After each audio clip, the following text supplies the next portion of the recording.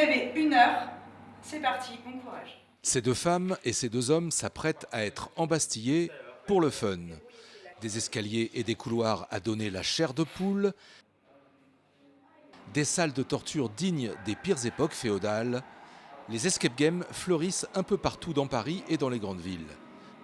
L'idée est née au Japon, elle est arrivée très vite en Chine, puis à Budapest et a envahi l'Europe.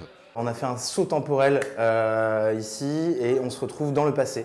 Juste à côté de nous se trouve la salle Bastille qui se déroule en 1635 et juste derrière se trouve la Sorbonne qui se déroule en 1935. L'idée, c'est d'immerger des gens dans une ambiance, donc de reconstituer une ambiance de la Bastille par exemple en 1635.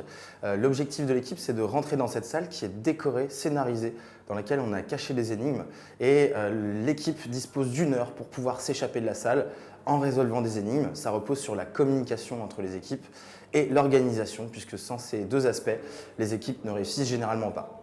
Que l'ambiance choisie soit médiévale ou plus contemporaine, comme ici à l'époque de Sherlock Holmes, la progression des gamers est surveillée tout le temps que dure la partie. On vérifie l'avancement des joueurs dans l'énigme. Nous, le but du jeu pour nous est de faire en sorte que les joueurs ne s'ennuient pas, de leur donner un petit indice, une petite impulsion pour qu'ils continuent à avancer et qu'ils soient toujours dans l'action. Le live escape game resserre les liens entre amis, mais également entre collègues.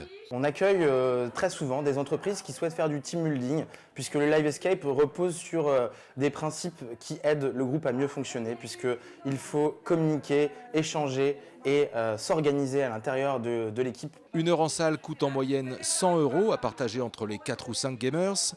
Et quand l'heure de la délivrance est enfin arrivée, qu'on ait résolu ou non l'énigme, les avis sont unanimes. Alors c'était super parce qu'au début on a perdu trop de temps et on cherchait partout. C'était super. Allez, petit cri de guerre comme à Fort Boyard.